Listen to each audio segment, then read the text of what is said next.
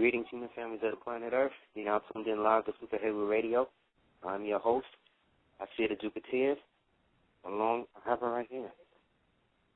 Aseer the Ducateers, along with my co-host, Selena the Empress of 10,000 Years, Amor, side by side, and again, the greatest Super Heru in your family. We want to say peace, love, and light.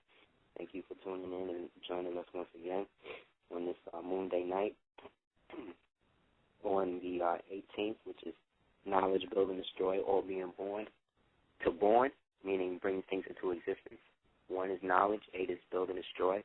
9, 1 plus 8 being 9, 9 being born, 9 months being born, 9 billion years of memory.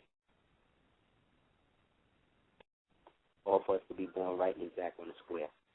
So again, on this Monday night, I say thank you guys for tuning in as well, always holding us down with the support. Been a lot of interesting developments this week based upon a lot of the political things that are happening. As we always do, we take it from the cellar to the streets, but we'll start with the mundane first before we take it up. Because remember, it's maladapted to be more positive than negative and more negative than positive. The only thing you can really maintain to do or hope to strive to in this reality is a balance of righteousness. So you can only be what the situation calls for.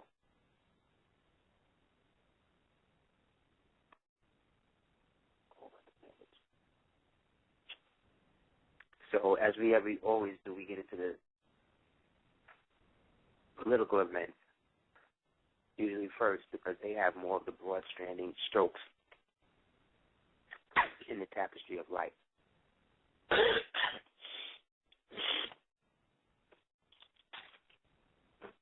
Excuse me, I'm getting over my once-a-year cold that I get once every year. So one of the main events that I've been peeping on an international tip is, before we bring it stateside, is the fact that this happened a little while ago, but the reports of it was just starting to trickle out. We commented on it, I think, in 2000 when it kind of first happened, but now some more of the truth of what went down actually is coming out. So as it stands, there's a great big disturbance in a country that they call Bahrain. Bahrain is a Malaysian type of, well, I wouldn't say Malaysian, but it's an Islamic-style government where a lot of the people there, just like in Myanmar and other places in that region of the air, they wear fezzes. So long story short, the Bahrainis, or the Bahrainese, as they call them, are very, very paid. The people in Bahrain are so paid that they've actually started to, like I said, lease the country out to other companies in terms of the monarchy. But what the monarchy was doing was that it was giving foreign companies the ability to come there and set up businesses in their country. And those countries, based upon them feeling that they was doing business with the monarchy of Bahrain, thought that they would get certain tax breaks and cuts and stuff behind that. It turns out that the extra money that they paid on kickbacks, the monarchy never gave to any of the other subsidiaries in the business community. Therefore, the business community started to tack on these exorbitant fines on these United States corporations. And being that these United States corporations were going through a series of refinancing and restructuring due to the stimulus whole thing, and the discrepancies and things that happened with that, they wound up finding themselves really, really deep in the red. Now, this is also coming at a time in the United States as a corporate body politic is having a hard time trying to stand or get allies or people to stand with it, because the spiritual currency of the world is changing. Therefore, the physical currency of the world is destined to change. So in the process of that, this is where we get what's going on now in Bahrain, and the fact that the United States realized that these people was basically hedging their bets against the U.S. and is basically considering not using dollar bills to do anything, but forcing those United States countries that initially made that deal with the monarchy that they now have to follow suit. The United States don't like paying money to nobody that they can't control. So in the process of that, there was a series of attacks that went down in Bahrain a little while ago that left the biggest or best hospital in, I would say, that section of the world. You know what I mean? And it was a deliberate attack to such a degree that women, children, elderly, men, animals were slaughtered, cut in half. They're saying that babies were thrown out of their incubators. They're saying that whole parts of the hospital that was dedicated to pediatrics and stuff like that, that was attacked first, meaning that all the women and children was basically, killed and shot up and all of that first before they went in and did everything else to the hospital.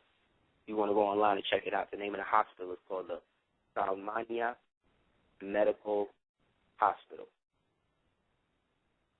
and it's in Bahrain. And, again, this is one of the best hospitals in the Arab world, they're saying. Even though technically the Bahrainese are not technically Arabs, they're more like Malaysian Arabs because we're moving closer to Southeast Asia. But it still don't change the fact that all these people were murdered and all these babies, again, had their heads bashed in and all of that. Now, allegedly this was done. Usually stuff like that is not really sent for the grunts. The grunts come in and do that to whatever population is left. But before they send any army in anywhere nowadays,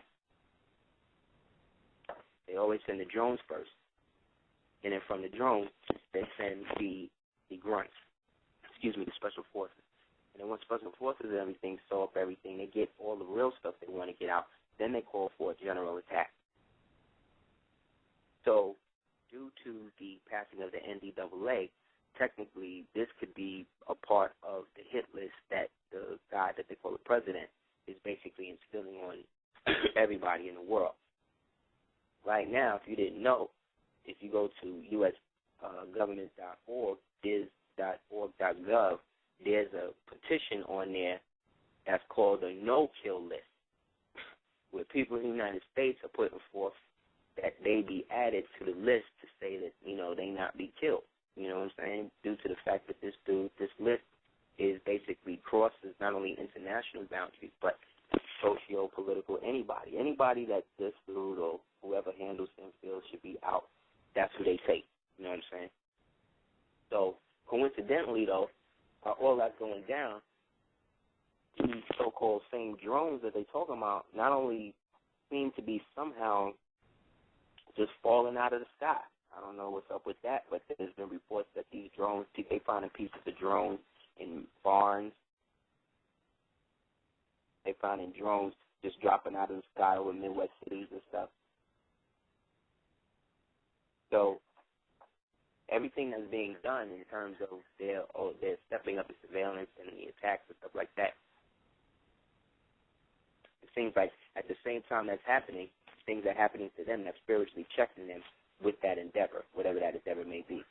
But to kill babies and throw babies out of incubators and crazy shit like that is not out of the realm of possibility, being the fact that you're dealing with special forces again. And those guys take the term special really seriously, you know what I'm saying? They are there to do what regular human beings won't do, you know what I'm saying?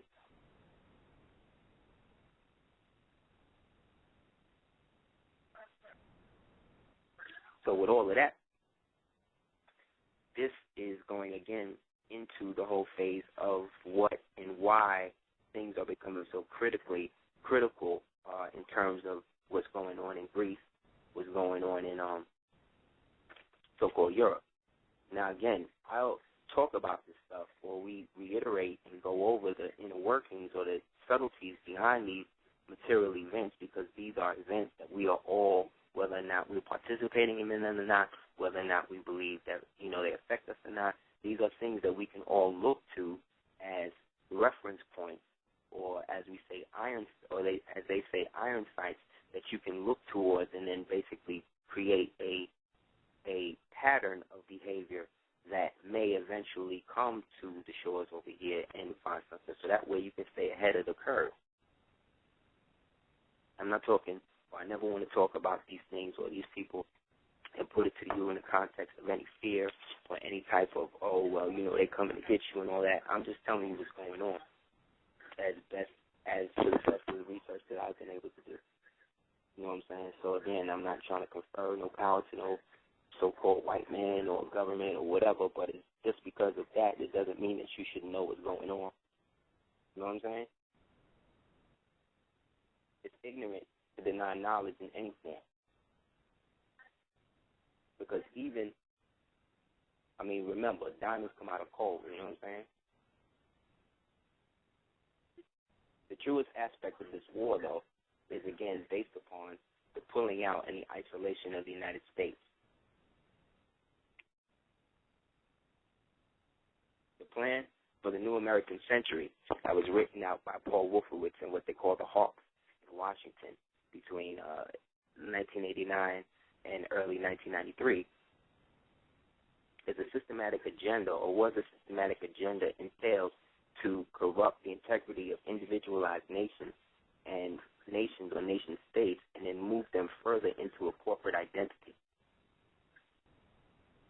Half of the reason why they're phasing most of the stuff out for regular people and giving all of these breaks to corporations is because they're trying to talk to you subliminally and get you to understand that they only want to deal with corporate bodies, meaning that because they are a corporatized government, they can't really deal or interface with living beings. So any being that interfaces with them has or should be in the context that they can understand to allow whatever securities that exist in a corporate system to reflect and thereby protect you.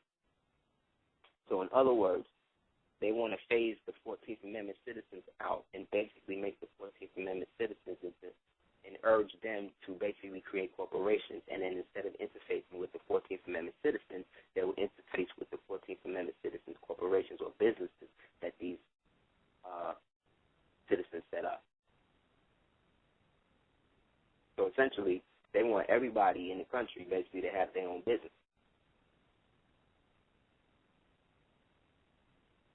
Remember, what they call small business makes up 85 to 89% of the national GDP. They get for small business. The small businesses are the ones that they tax the most, but the heavy, big corporations really don't really contribute anything back to the actual company once they go public. Whereas small businesses that are domestic can create a domestic infrastructure that the society can financially benefit from due to the continuous accumulation and circulation of wealth within that given community.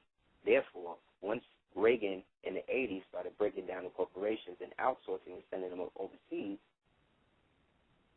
that was the first phase. That was to ignite individual private businesses to start to restructure themselves and follow more draconian corporate models. Once those corporate models were followed by the mid-90s or late 80s, early 90s, you had the rise of the whole .com thing because the Internet now was going to or needed to be used as the main fuel of commerce, not only for us domestically but for everybody internationally.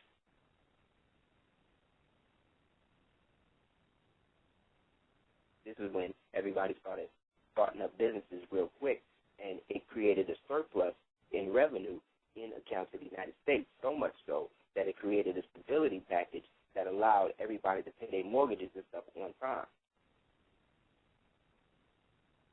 By 2000, once the coup d'etat went down and these new bankers basically formally took control of everything, they decided that they needed to destabilize everything through the mortgage, because once you destroy the house, you destroy the home, and then you start to move people. Now other plays of government, draconian aspects of government, now become more enforceable, such as FEMA, such as the police, such as the Red Cross, such as anything that is supposed to be used as humanitarian aid. Therefore, humanitarian aid became the cover for unilateral breakdown of the society and the infrastructure of itself.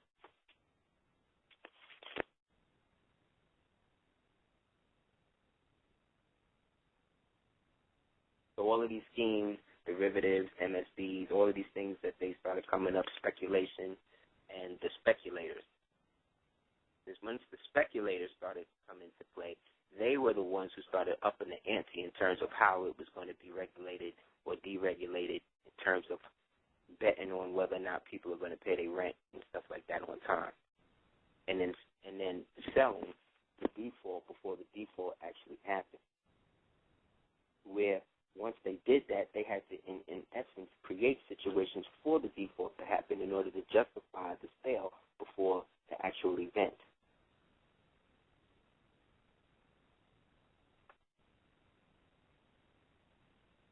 So they convinced people that their houses were banks and that they could refinance them and put them up and then flip that money and double down on it in the form of buying it, selling the default,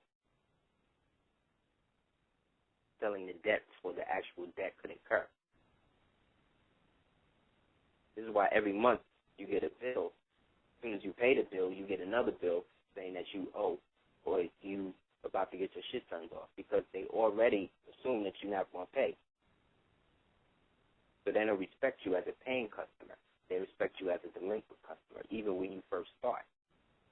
Because once you're late once, it's a wrap. You could be on point with them companies for like 5 years. Once you're late on one payment, it's a wrap.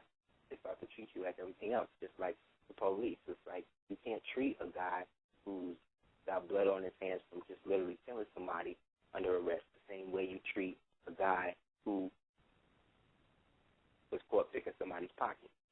You can't put them in the same arena because by that association, you are lumping them up into the same and thereby creating an interface for that person who may not be a hardcore criminal to become a hardcore criminal.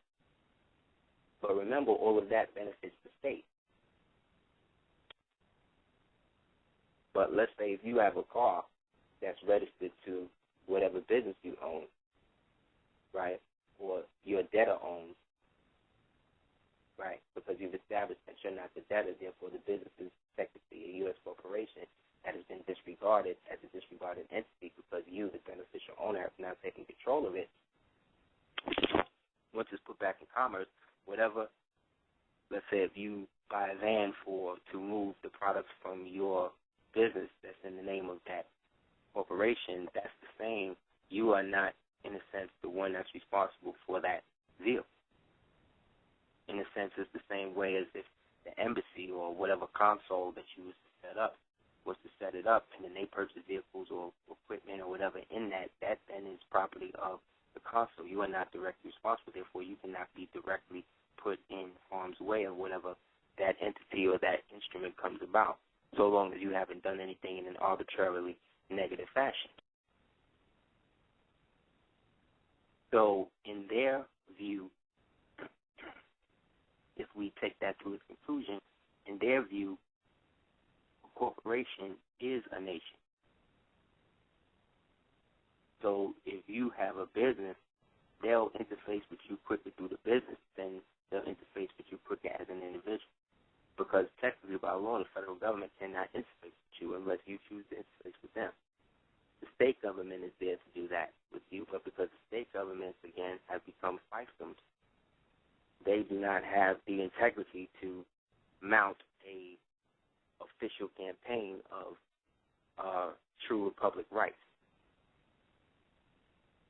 Because if they were to go back to the true founders of their republic, they would have to split to those people who founded their colony and then the people who were in the land prior to the colony existing.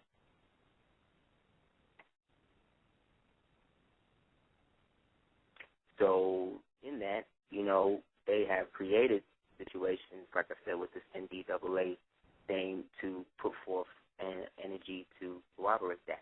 So the true war is really going on with the United States in form of it being isolated by the United States itself being put in a position to only be able to deal with countries that choose to deal in dollars.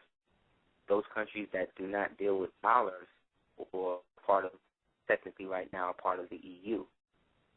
If Greece, being that Greece was the model that they used for the EU to come in to set it off, because by their own false history of Western civilization, everything started with Greece, so they needed to set up the EU in Greece and then expand it to everybody else. So in that, Greece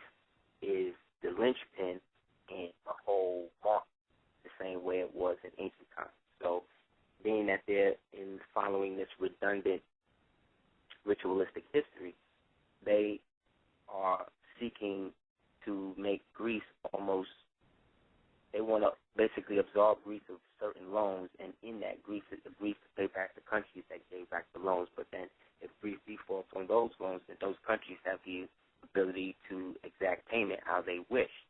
So that means that if they want to take a part of Greece, if they owe Germany X amount of money, and let's say Greece don't pay it back, and Germany wants to take ownership of the Acropolis, you know what I'm saying? Greece got to let them do that. So they tried that in Ireland a couple of years ago, and the Irish shut that down early. So in that, Greece is now being put in a rock and a hard place, all because of, again, the financial banksters over here seeking to undermine this whole thing, because whoever is not part of that union is going to be gobbled up by the United States and Britain. You know what I'm saying? So the grand ritual of the Zion Olympics is about to start for them, which will then usher in, like I said, the precursor to December 21st. And that will be their, let's say, heralding into from corporate state to corporate empire.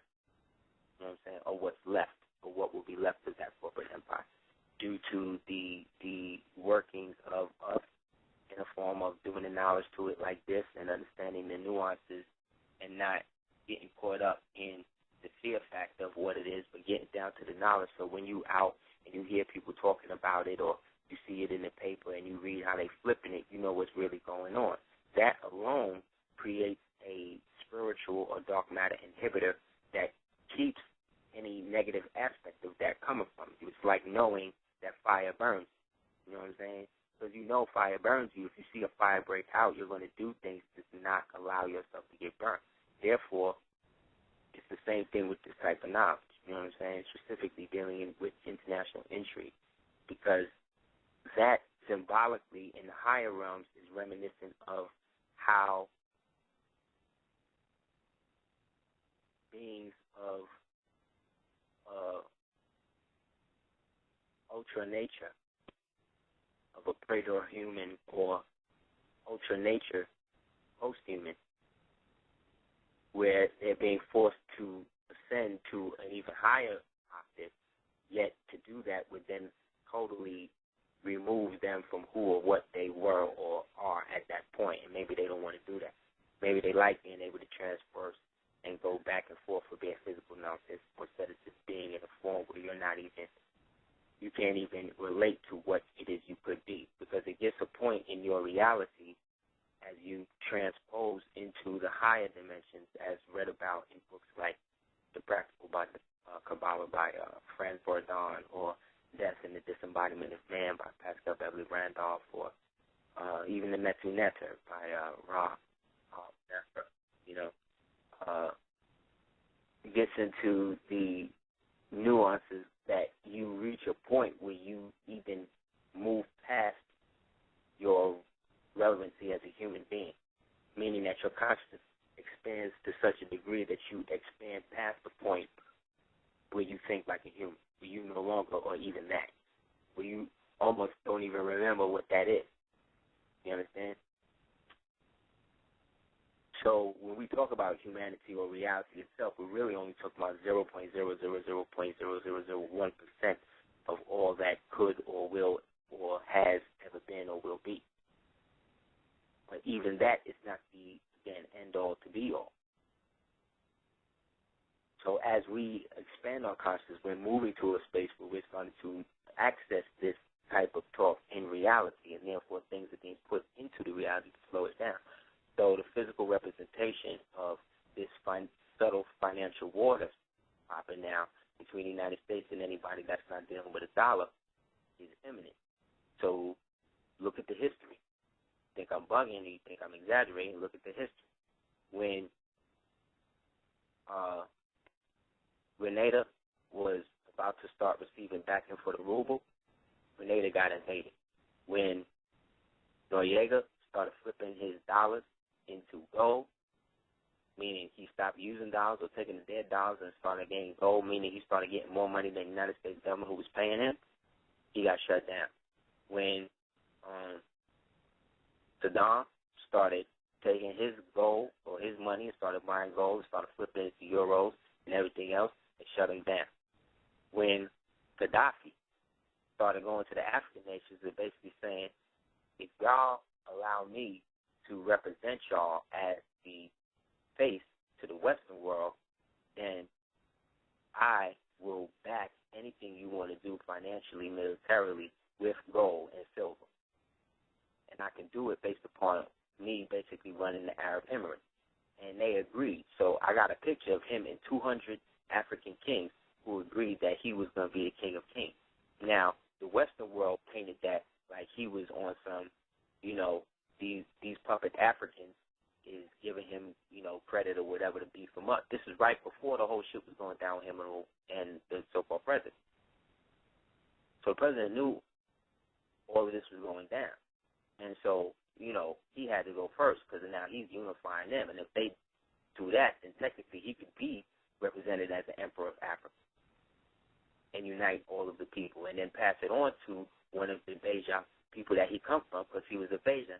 And the Beja people are where you get the Bajan people from. And the Beja are the original Libyans who exist in ancient Mauritania, which is what we would now today call Morocco, Tunis, and Tripoli, which is Libya. But now Mauritania is now at the bottom of so-called Africa. You know what I'm saying? Due to the flipping of the British and the redesignation of the people. So the Beja are the original people that he comes from. They also call it Fuzzy Wuzzy. But they are now the people who are being crucified by the so-called rebels who have taken control of that. But these are niggas who are not even from there. They're basically Nazi Arabs who have been trained at Guantanamo and have been set out on everybody else over there and is killing black people wholesale. There's also a big look out for them trying to do something to Poland, just due to the fact that Poland has 100% rejected Monsanto's plan to put in the MON 180 maize gene in the corn out there. This is a wrench in the plan to get everybody messed up. This is the same enzyme. It's basically a bacterial pesticide that's manifested inside of the corn and harvested in the embryonic stage of the corn. Therefore, once it grows in the stalk, it basically is infused with this thing. So any insect that tries to get it is killed. But you have to understand, certain aspects of the crops have to be given to the insects and the animals to eat. You cannot, any farmer will tell you, you cannot harvest 100% of your crop.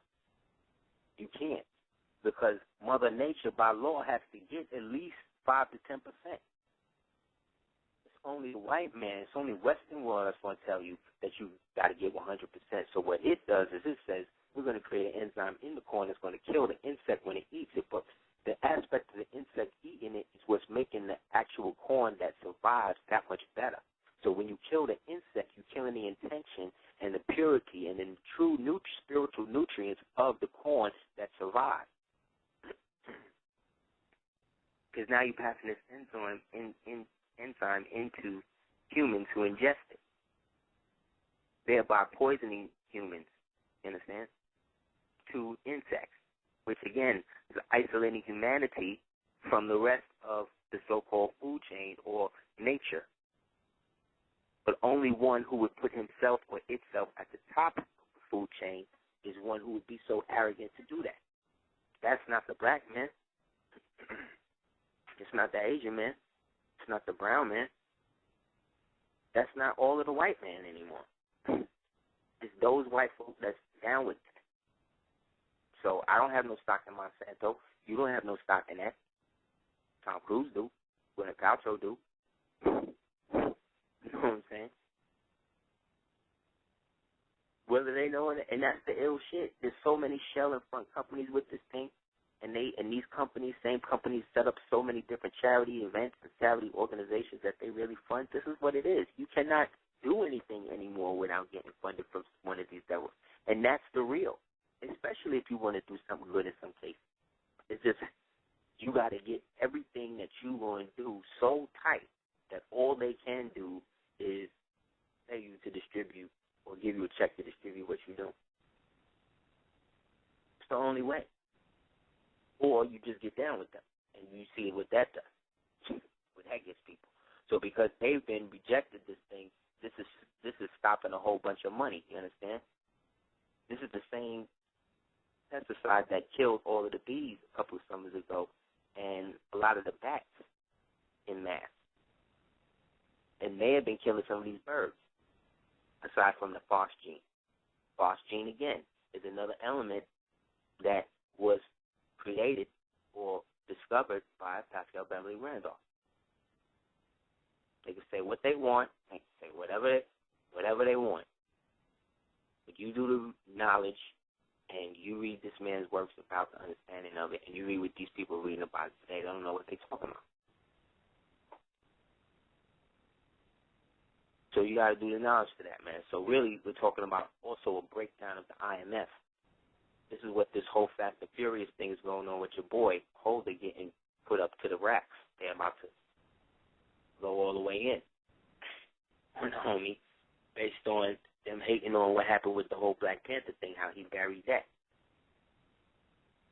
So everybody's against everybody. So because Romney's the new golden boy they want, nobody cares about him. Nobody's excited about this. Look at this election compared to the last one. Nobody's excited about that. There's almost a foregone conclusion that this guy's going to win. That's why if they pull out a hat trick on everybody, you got to get ready. You know what I mean? But even if they don't, whoever gets in, you already know is down with this. Is basically going to be the president of what's left of what it is they want you to believe is the so-called New World Order. So the guy who said no is a guy named Walsey, or Walsey, Walcea, in Poland. He was also given the Medal of Honor out there, which is interesting. He also comes from a long line of libertines out there, you know. So definitely look to Poland. If anything pop off, you know why. You know what I'm saying? To all them brothers and sisters in Polonia, you know what I'm saying? Hold it down and, you know what I mean, watch these dudes, man. They got rid of a whole cabinet. They had a president who was a twin, I think. I think it was Poland. They had a president who was he was a twin, and they got his plane. They pulled the Ron Brown, crashed his plane into a thing right when he was about to vote for some heavy stuff to really turn around and mess up a lot of people's money. Next thing you know, the twin take over, become president, and then he usher in everything the other twin was like, nah. So, you know, it goes both ways. Speaking of going both ways, there was a quake in Norway a little while ago that shifted the earth about 1,000 meters to the to the north, you know what I'm saying, which was crazy. Also, the magnetic north itself, which used to be in Canada, is now in Russia and is seeming to move at a rate of 40 to 60 miles every year. You know what I'm saying? So that's creating a different view and a different pull towards the different reality itself as it's functioning, as a functioning, what they refer to as relativity. So this corresponding with the obvious enlightenment that we are using to now prescribe this, or what this means for us in a national sense, or let's say as a people. Well, one of the things it means is if the magnetic pole is shifting, that this may mean, or the explanation as to why the climate of consciousness is seeming to shift so heavy between us as an individual as well as us as a collective people in how we relate to one another. How some people are seeming to become more reactionary to the things that's happening around us. In the process of that, trying to suck you or other people into that. The Gemini factor of what the reality is or becoming more apparent based upon people's obvious people's awakening to the obvious. When you think of the term wake up, what that means to you as an individual, but think about really what you're saying. When you wake up, you're not necessarily waking up into a different reality. You're waking up into a reality that has shifted by degree based upon your consciousness.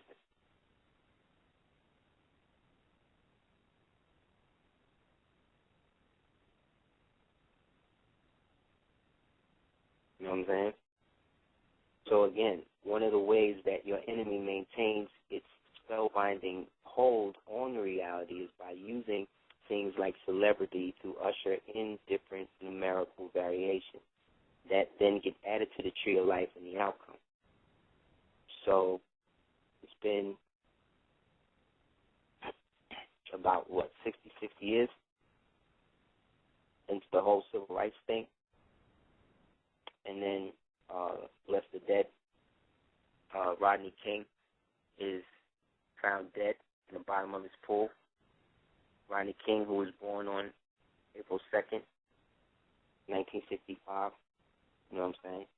So his numerical value was numerical number as an Aries, as a, let's say, first or second degree Aries, was an initiating energy, something that would be used or there to manifest out of a warlike circumstance or warlike circumstances. In the process of him coming to public view, he is or automatically is seen as a crazy man, whatever, but what you were really seeing or what people don't know or didn't know about him was that he was actually somebody who liked to write poetry and liked to do shit where he could express himself. But due to the drugs and the abuse suffered as a child, you know what I'm saying? The abuse also of not knowing his father. At least this is some of the stories I've read about him. You know what I mean? I don't know him. I'm not speaking of him as somebody I know personally. Speaking of somebody I know as somebody I've read things about. And in the process of that, wound up becoming, party to that.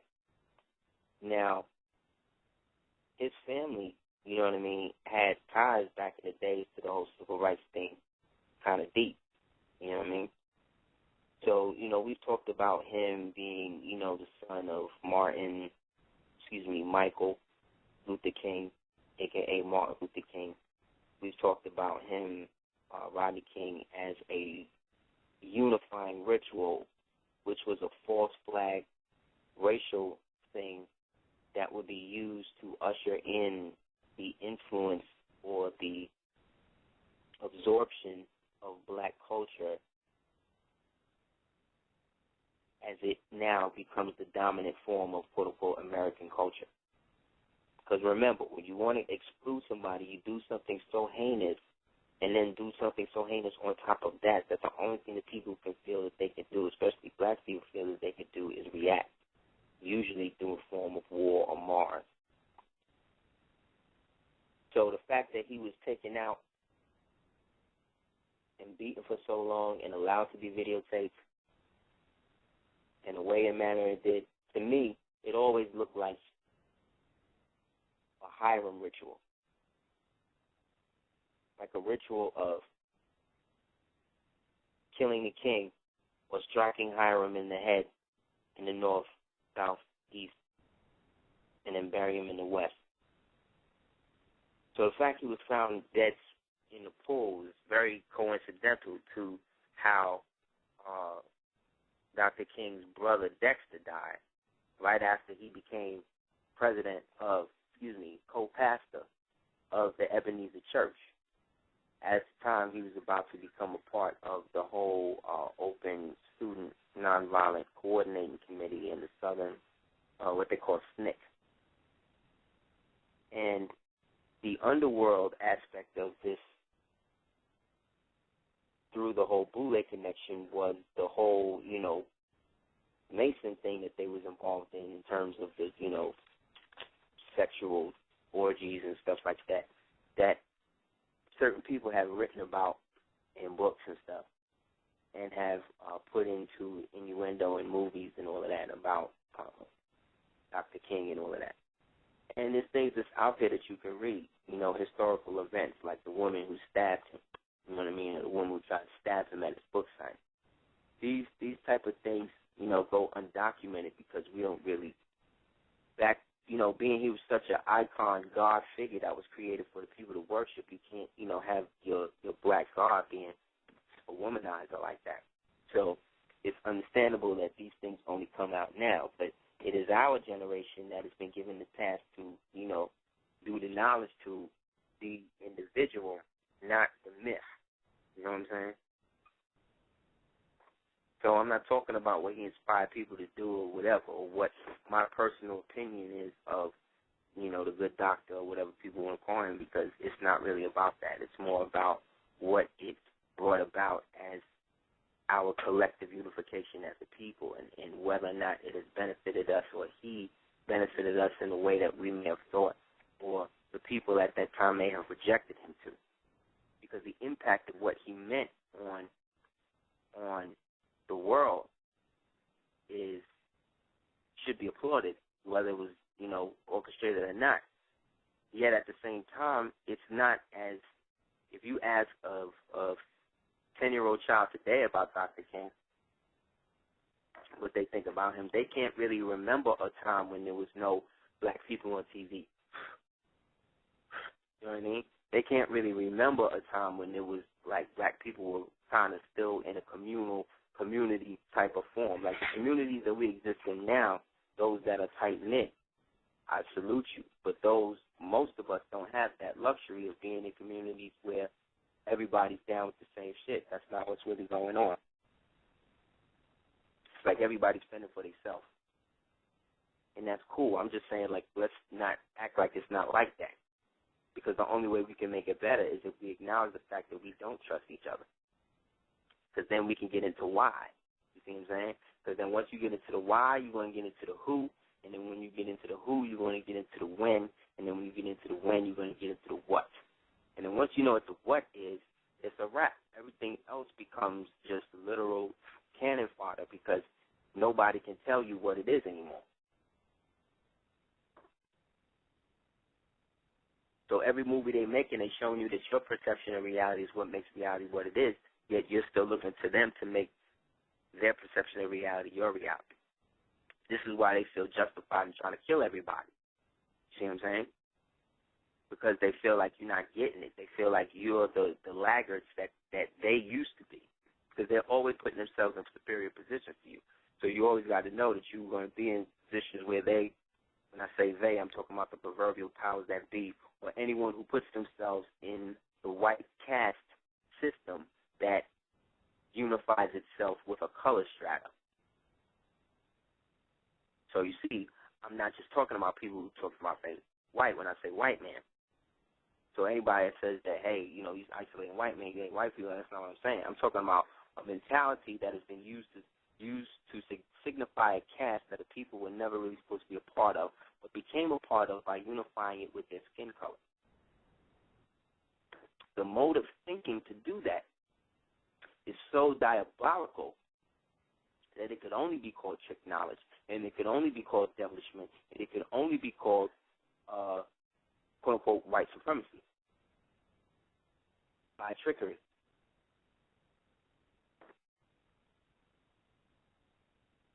So you'll never know what it's like to be with the people who are in constant fear that you're going to figure out what it is they really do, especially the ones who got the real money and shit. Those of us that's around them that have money like that, that's them. If you notice, they don't be around anybody that's like us. They can't really. You understand? Because to be in that life with them people, you got to share that same era. So it's great Nas and Lauryn Hill be together. I would love to meet them one day and talk to them as somebody who's been married for 13 years, what they would think about, their situations as that. I would love to do that. Yet, I wouldn't love to do it so much that I would meet them at Castle Hopstein or some shit to build or whatever. You dig what I'm saying?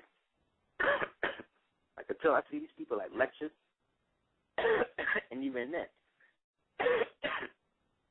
the only one I ever really saw lecture was, only real famous people I ever seen in lecture was Isaiah Washington, the black man who called that white man's faggot on Grey's Anatomy,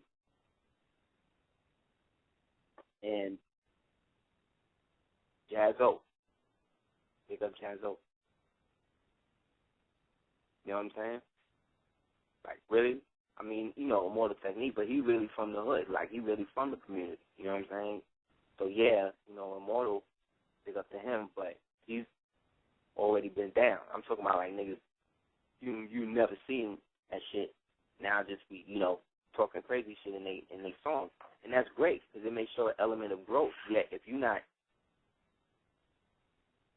doing the knowledge, or at least trying to hook other people on and put niggas onto what it is, you just trying to act like you just got this knowledge out of, you know, wherever, then that's a problem, because then you disrespecting us. I would be nothing in the quote-unquote public community if people didn't agree with the things that I was saying.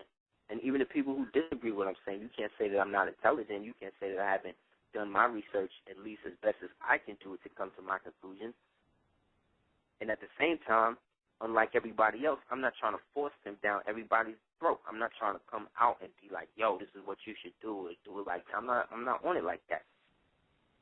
I'm on it how I'm on it. Therefore, I can only do what I do. Therefore, nobody can do what I do. Just like nobody can do what you do. Nobody. In order for them to do shit like you do, they need you there to do it. So if they're trying to get what you do there with somebody else doing it, then they are ultimately going to fall. And that's why most of our black people are so screwed up, man. We got this real competitive, you know, I'm going to get there first shit that's really whack, man. It's really whack. And it's really useless. And I see that the people who have engaged in that have not really produced what it is they have felt that they're going to intend to do. But in that, you can't cast pearls of swine, and you can't put yourself in a position to be so consumed with what somebody would think about what it is you're doing that you don't do nothing. And what you got to also know is that your drive and your quote-unquote independence makes people envious. The more you're doing, the more you have achieved, the more you accumulate, people get envious of that shit. People get jealous of that shit, especially the people who feel like they have put in the major work or more work than you, or felt like you got it quick, or they should have got it quick, or whatever. Anybody that's like that, you can't have people like that around you, man. Them people is Benny Blanco from the block, man. Collectively. That's what that character represented. And Carlito's way.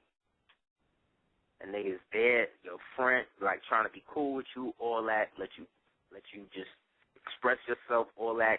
You don't really mess with him, but he still want to be down, all that. And then one day, boom, right when you're about to do your thing. And you'll see, right when you're about to get your shit popped off, that's when certain people just kind of just pop back up. Or just come around or disappear and want to, you know what I'm saying, act like they was down for the road. And you guys watch them people, man. You are noble. You are Shechemess, Lord, Lordess, you know what I'm saying, Moabitess, Duchess, Baroness, all of that. You are all of that. So you got to understand that you got to run your home the way that you see them do their shit in Game of Thrones and these TV shows that's out there.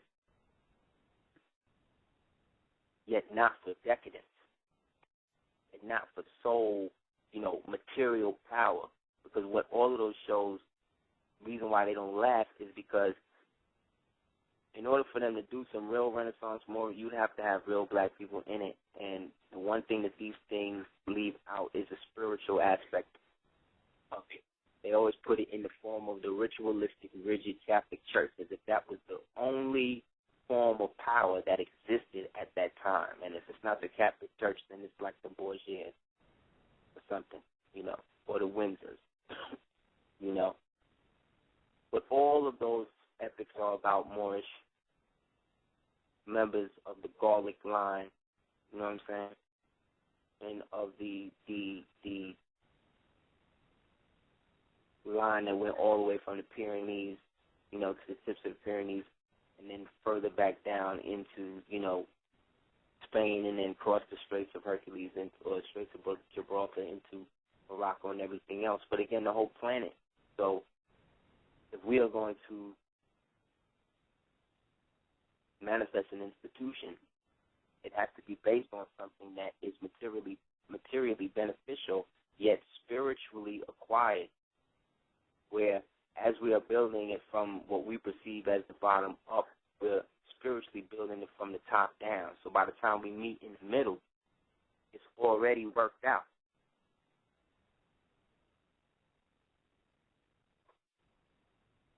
These Freemasons will never have the true secret of the pyramid. They will never have the true riddle of the Sphinx.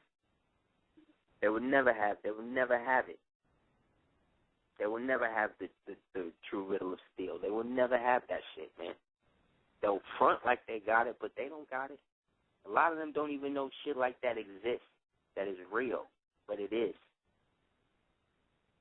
And unless you have the spiritual insight and significance to delve into those things and understand them on the basis to uplift fallen humanity, you will be put in an instance where you will always miss the obvious. Look at a picture, that picture by Edward Charant of the Moorish chief, and then look at a picture of Obatala, preferably the one of Obatala where he has the big beard and he's wearing the white turban. It's the same person. It's the same image. So what does this mean? Edward Charant was Yoruba? No. But it means that the archetypical image of Obatala, which is really another archetypical image of Osar, who is Osiris, which then is another archetypical image of Hiram, is the same energy. So the fact that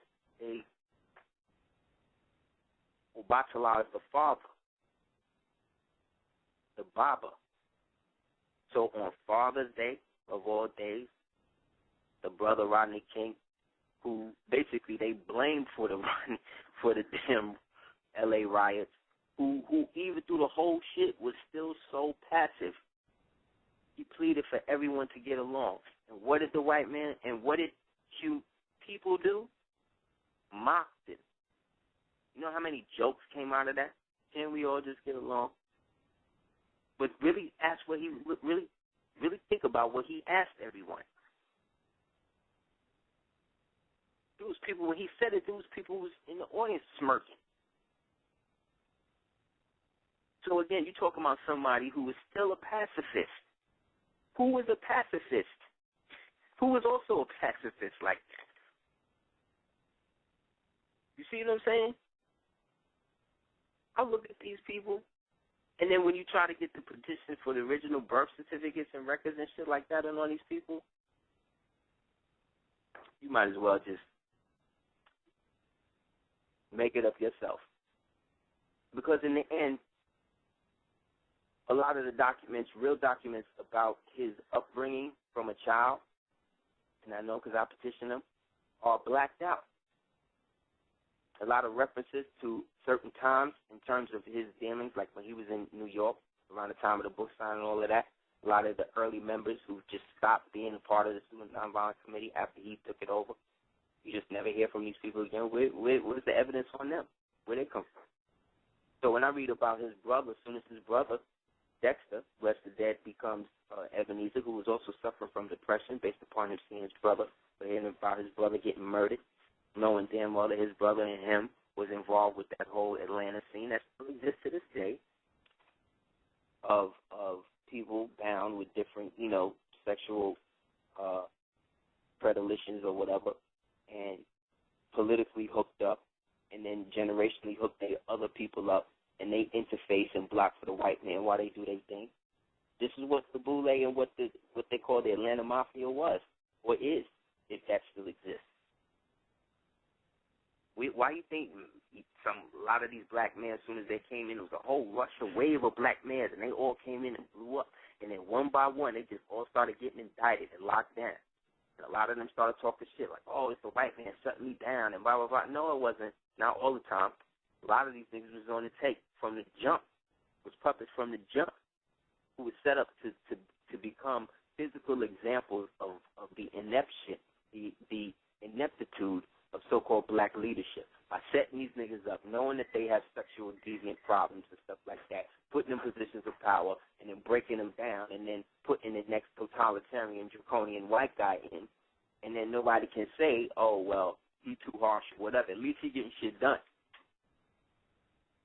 But we don't understand politics as a body politic. We understand politics as a concept, as a conceptual thing that allows us to say that this is what it is. So another interesting thing is that his sister, Willie Christine, was born on September 11th. You know what I'm saying? Talking about Michael, a.k.a. Dr. Martin Luther King. Yes, please. He was born she was born on September 11th. And she, in 1927, during the Roaring 20s, 9 days before, going back to his brother Dexter, 9 days before Dexter was about to reach his birthday, also was about to become pastor of the Ebenezer. Now, the Ebenezer was the prototype for the Unitarian, or the Unity, the Trinity Church in Chicago.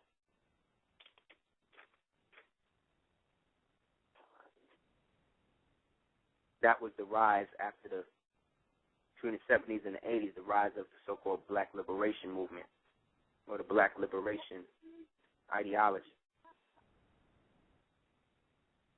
In that, a lot of those revolutionaries became Freemasons, and then from their Freemasonic affiliations began to set up churches. This is where people like Creflo Dollar and the rest of these niggas come from. You know what I'm saying? So a lot of niggas had good intent, but then got caught up with the whole shit, started getting money, and then just started doing their thing. So when you see him get popped for beating his daughter and stuff like that, that's just window dressing for some past shit. Because remember, this is the same guy that was bigging up George Bush to get elected.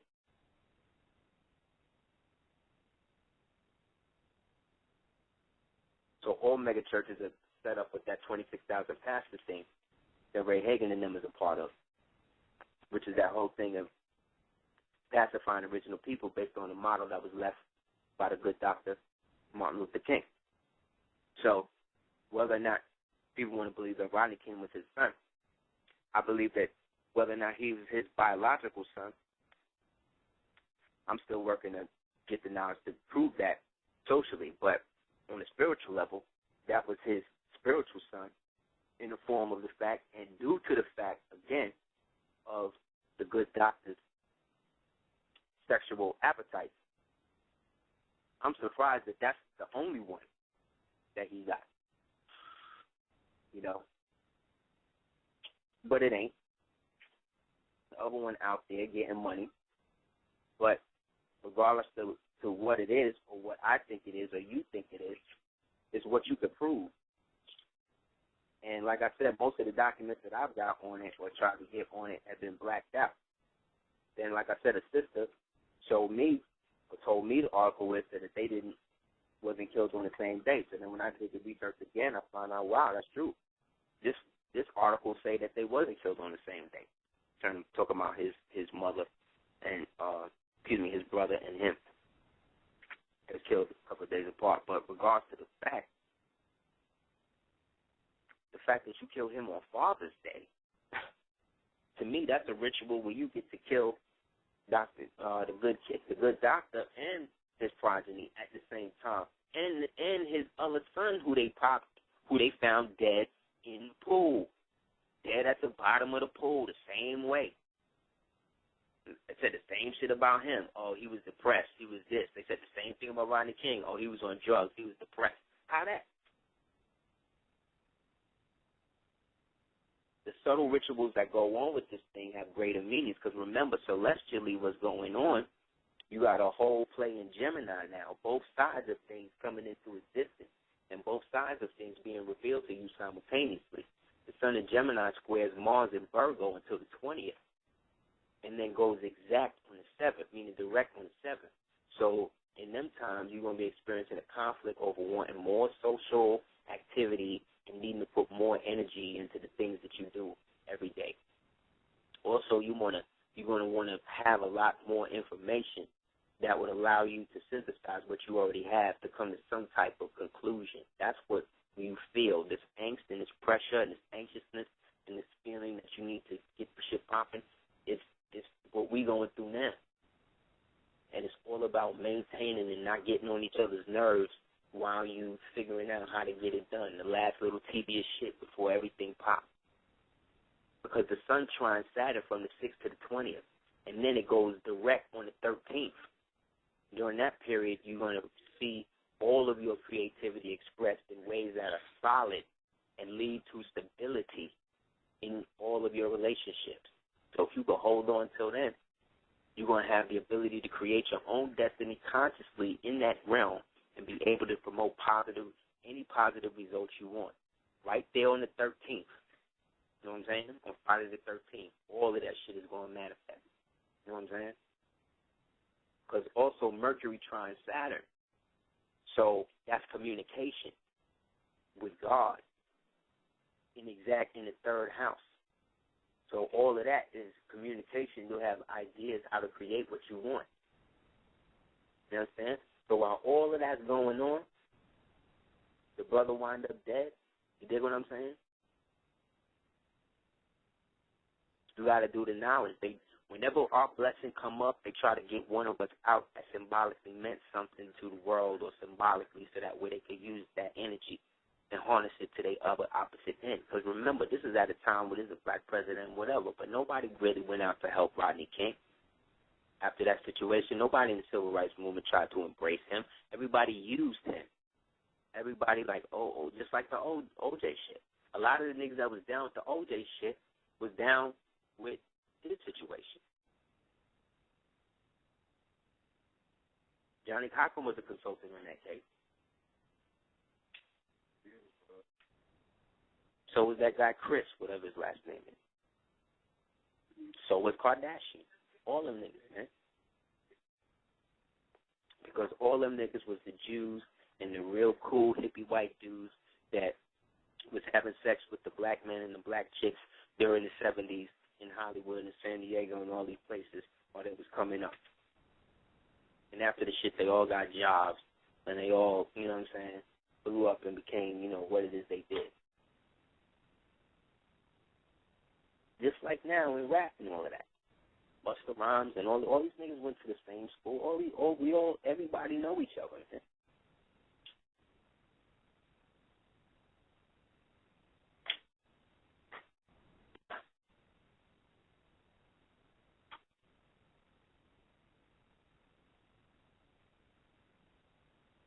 So again, do the knowledge, man. Rodney being an Aries, Dexter being a Gemini,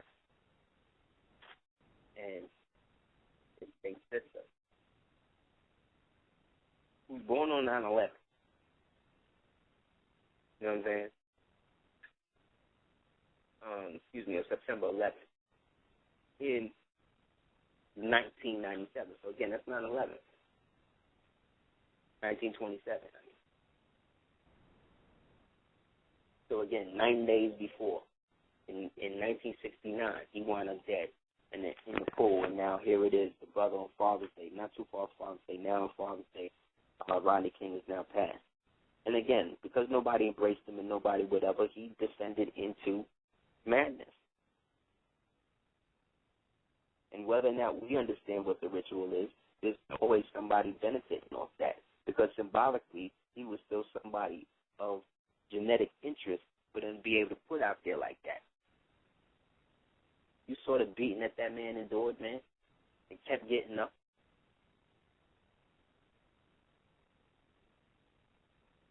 Now scared that they were of him, but at the same time, how much they was getting off on it sexually.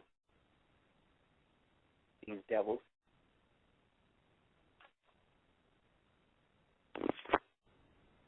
can't be human and be a part of something like that. Get your soul back, brothers and sisters that's in that shit, man. Understand what you're being a part of. Try to do something to better yourself, but I don't know what you can do in a situation like that, other than to be more humane and keep some of the other savagery from going on. But even in that, did you really sign up to become a dungeon master? Because that's really what you are. A sadist. And I'm not saying this to offend you or put you in situations. I'm telling you that this is the club that you're a part of. That's what these people get off on, man. There's a demon at the head of the FDA. Excuse me, the FBOA. They got to feed that thing, man. I'm not going to say its name on the air, but they got to make sure that thing gets fed. It's got to have a certain amount of time and an amount of blood every month, or else more of them get shot. That's part of the game, too. They're on a decline. You have to understand that politically infighting, there's no infrastructure anymore to support what they really want to do. So what they're doing is based upon what they have to do. They don't like operating like that. They like to do what they want to do when they want to do it. But with this brief situation, with some of the stuff that's happening here, with the raise of our consciousness, is dropping their drones out of the sky, man. We don't even know.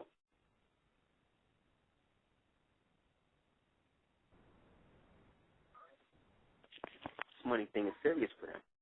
People stop using dollars. If everybody in the world start using gold and silver or whatever the Russians and the Chinese want to use, the United States is going to be by itself. There's nobody that's going to fuck with it.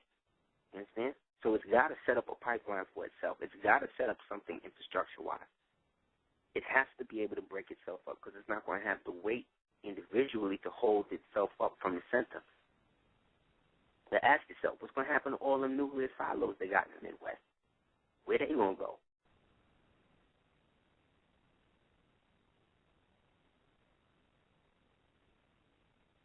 Their mom, Alberta Williams King, blessed to death, was born on September 13th.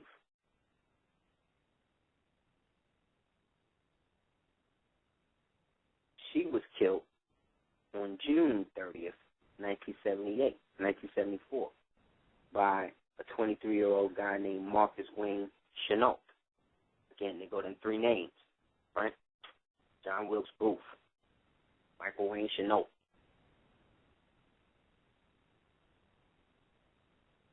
You know?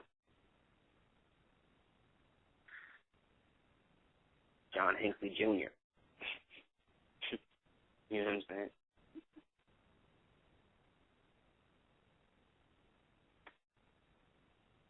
So, in essence, the ritual killing of the king has already been satiated.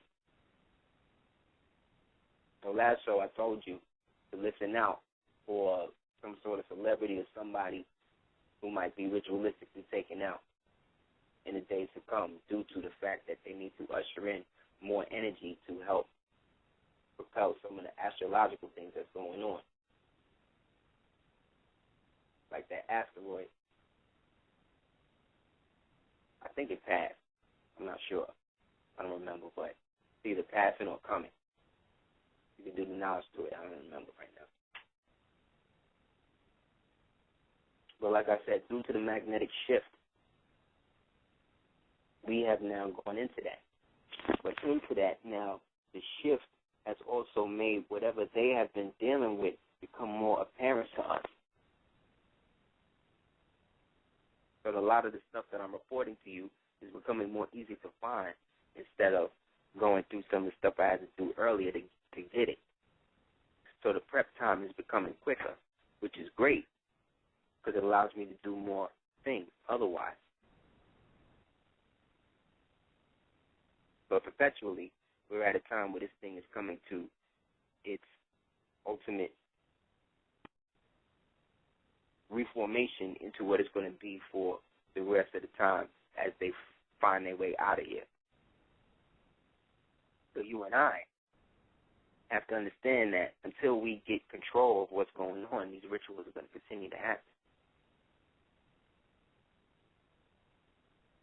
And that the killing in the pool is a symbolic killing of Heru, but it's also the symbolic drowning or killing of Osiris in the Nile. Because remember, the water is the gateway.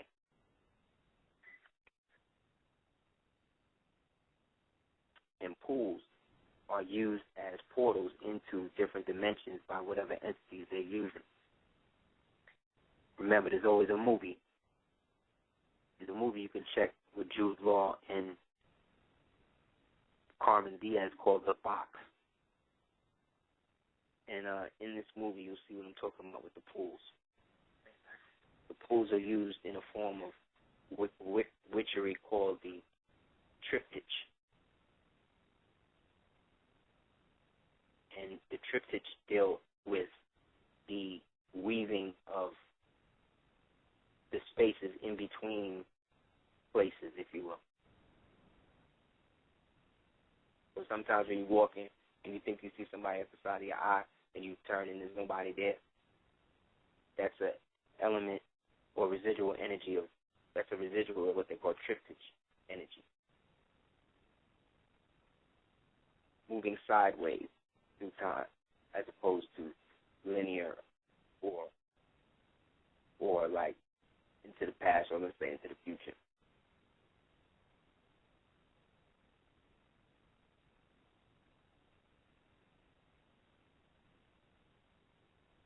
Another thing about the term MLK is that it represents Malik.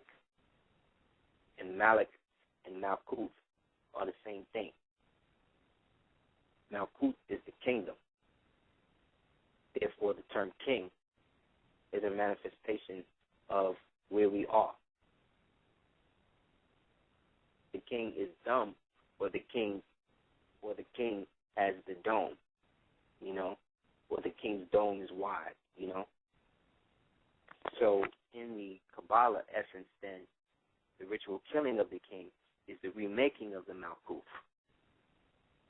The use of the water represents the essence of something they may want to use in the future in the form of some sort of huge wave or tsunami or something like that they may want to, that they may know is coming, which may be natural, that they may know is coming, or that they may somehow try to trigger in some event by way of whatever they think. But as it stands, I don't even think they control the harp thing anymore. You know, it's getting that bad where people like Zuckerberg is openly marrying someone who's not Jewish. Well, she's Jewish, she's just Chinese, who's phenotypically not Ashkenazi or Ashkenazi Jewish. Him or them marrying her, she probably has some ties to the Black Dragon thing. So it may be a way for the Rothschild family to be trying to save itself with the Chinese, in which trying to merge bloodline with somebody from that system. Because even though they're fighting wars against each other, it doesn't mean that they're not still trying to get money. You know what I'm saying? Chinese and these people don't necessarily like these people, but it doesn't necessarily mean that they don't necessarily still want to get money to the last minute. You know what I'm saying? From these people. So you got to look at it that way, too. MLK is also allegory for milk, you know, which is interesting, being that Monsanto has been now trying to create the bovine thing to produce the 99% human genome in the cow through the milk, which coincidentally, her family, the chick that he's married,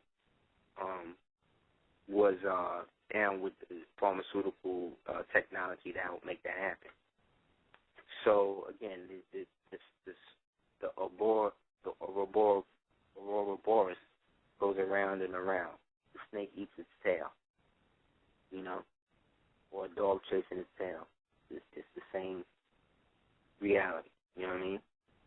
So again, Miss Alberta Williams King and her assassination was taken out by this dude Marcus Wayne Chenault, who was one of the boys who used to came up during the time that guy Garrison was off of the Kennedy thing. Excuse me. So, all of these parallels are now coming together, and as the world shifts over, we're seeing a U.S. war and a breakup of the IMF in the subtleties of the arrest and the red notices put out on George Bush and Cheney and the members of the old Bush administration.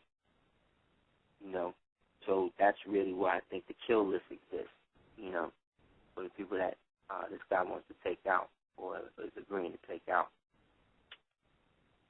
So this, coupled with the whole backlash from the Catholics behind the healthcare thing, is openly creating the stress factor for them to initiate some of the instances. So they need more money. So this whole shutdown of Bologna, which is Poland, of the Monsanto thing, the Mon 810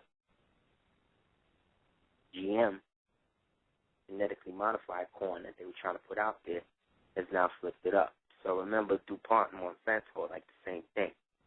You know what I mean? So you got to do the knowledge to that. So, again, that translates in America as a rise in appliance prices and a raise in the prices of things like corn specifically. So look out for that.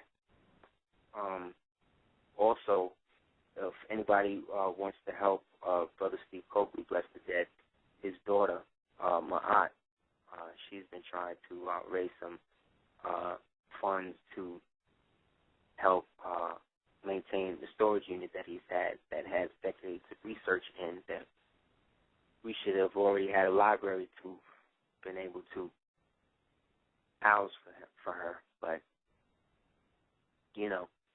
but if you want to get into contact with her, her number is, the number to get in contact with her, I should say, is 919-599-8448. That's for people to donate to Steve Copley's daughter, so that way she could hold down the storage unit or hold the storage unit. I'm not sure the specific details, but I'm sure you can speak to the Queen, and she can let you know. You can tell her you heard about the Super Heru Radio, and do the knowledge to that. So, as it stands, boys and girls, it's basically the dollar against the rest of the world coming down to. And a lot of these agreements that these people is making is really making these people really scared. So these kill lists and things going out here, things they doing to trigger people, like the zombie shit and all of that. Like, it is reported that they found no flesh in that black man that they shot dead. So, again, I don't think that guy's face was ripped off by that black man at all, because there was no signs of it on his hands and stuff, as well as in his stomach. So, essentially, it was basically a psychological operation, because the guy's face has been regrafted on somehow, and he's walking around talking about go heat. So, you tell me what's really good, you know what I'm saying, with all of that. Yeah, the zombie thing is basically connected to the Megiddo program, what they call Operation Megiddo, or Megiddo, which is the whole apocalypse, Jerusalem, Palestinian. They're going to try to turn them into a state thing so they can get in and reorganize Israel and get ready for the coming of the original Christ, as well as the quote-unquote consecration of their version of the Antichrist. So this is all, being prepped up. So all of these incursions into Africa by these quote-unquote Hollywood people, all of the buying of these black babies, this fetish that is going on with all of these quote-unquote white women doing that, when approximately 90% of the children in Eastern Europe who happen to be Caucasian, Sarajevo, Bosnia-Herzegovina, bombed out aspects of Armenia, fell to the Turks, people like this, human people. With children, is the average age of the adult is like 20, 25. The elder is like 35 now. Like, do you understand what they've done to the people to be able to do this? You mean to tell me you can't go over there and get one of them white babies to try to help them? No. Because you don't want your own. That's what they're also showing white people psychologically. So the outcome is what we see these children become in the future, and what it is we see them gravitate to and not do. We already know, based on the lineage of Nicole and Nicole Smith's daughter, that is probably Hitler's granddaughter, or one of Hitler's granddaughters, by descent through Prince von Anhalt of the pseudo-Austrian line, the pseudo-Habsburg line, which is the pseudo-Caucasian line that came in after the destruction of what they refer to in history as the Hanseatic League, which again brings you back to the Moors or the Moorish Corsairs, that you read about in Candide and the Moors of the Alhambra by Washington Irving. Yet,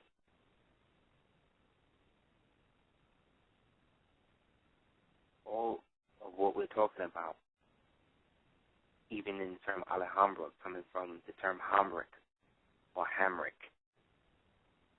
you get the term hammer from. Hamrick is like the original, what they call the smooth ashlar, the philosopher's stone, which is always black, which is symbolic of the pineal gland of the original man. But because they cannot be that physically, they have to externalize the experience in the aspect of ritual to fully gain what the experience of being what we naturally are is. But we don't get it. Playing games, man. We're going to go to the calls. Quick.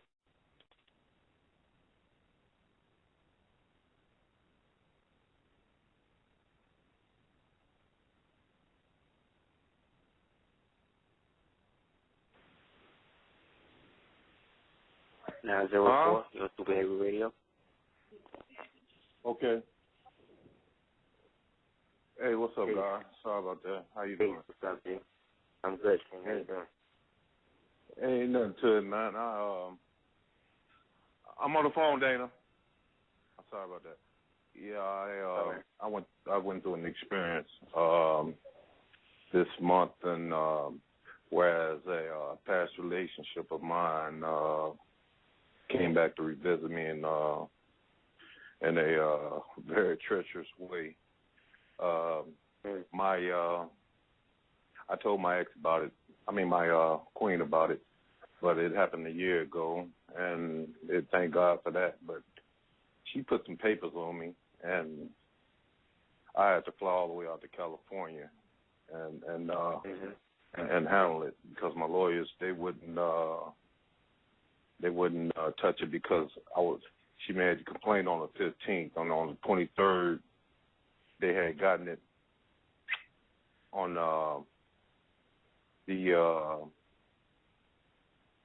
they got it to where my job is. I got served where I got my recertification on my job, about 250 miles away, and which was on the 1st. So my job set it up to I got served on the 1st, which in a way kind of messed me up, because I keep a lawyer on the retainer, my occupation, and they wouldn't touch it. It just wasn't enough time. When I told the commissioner, at this administrative hearing that I had gone to, the time span I had to deal with it, because all I had was Monday to prepare to get my plane ticket to fly out there, because the 5th was Tuesday, which was a court date, and it was funny because I came in, rocking heads, putting, your TCs down, breaking it down to them, and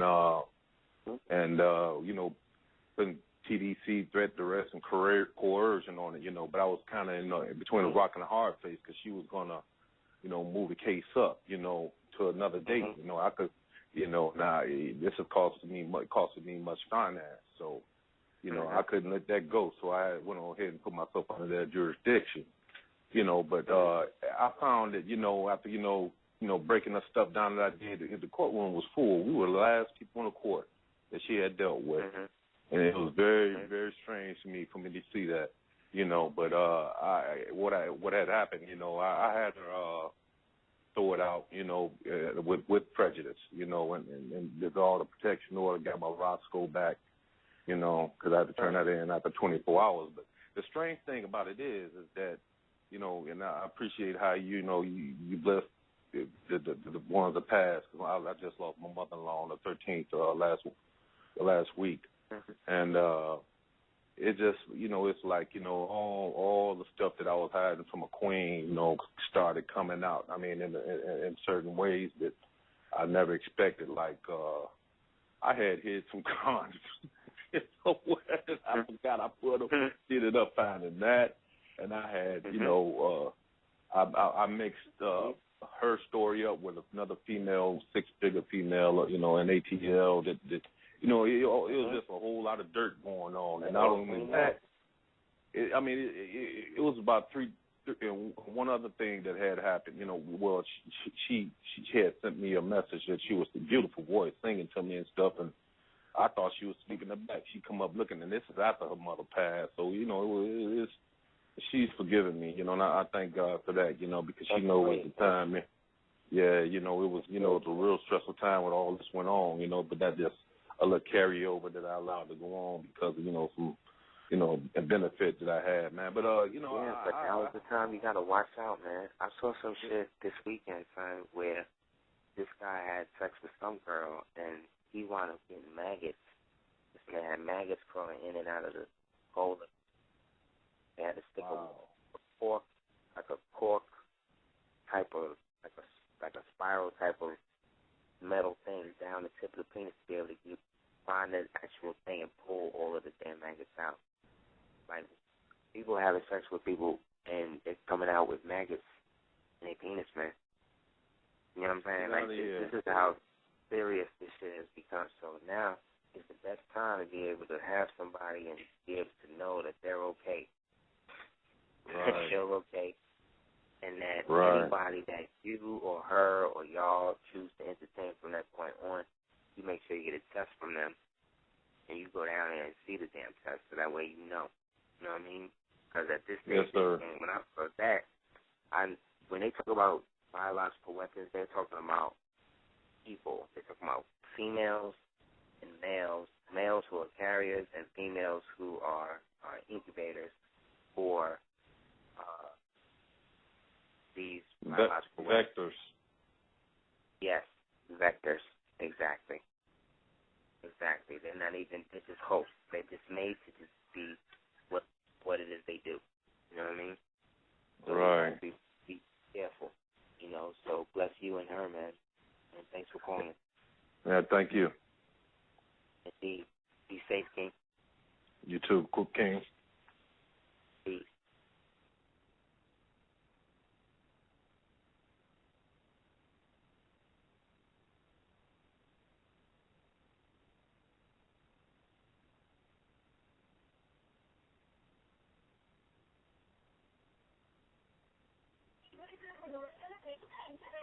Seven zero. Your Super Heru Radio.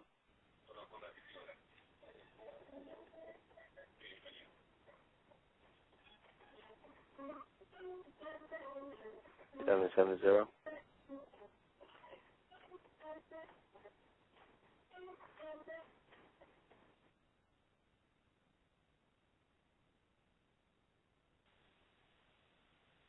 904.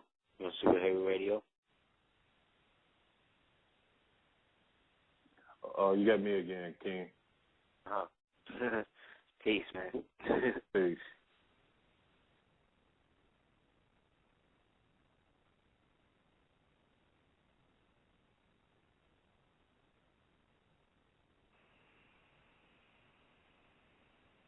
247, you're on Super Heru Radio. Peace. Peace, Queen. How you doing? Fine, and you? Wow. Peace to you and your family. Well wishes.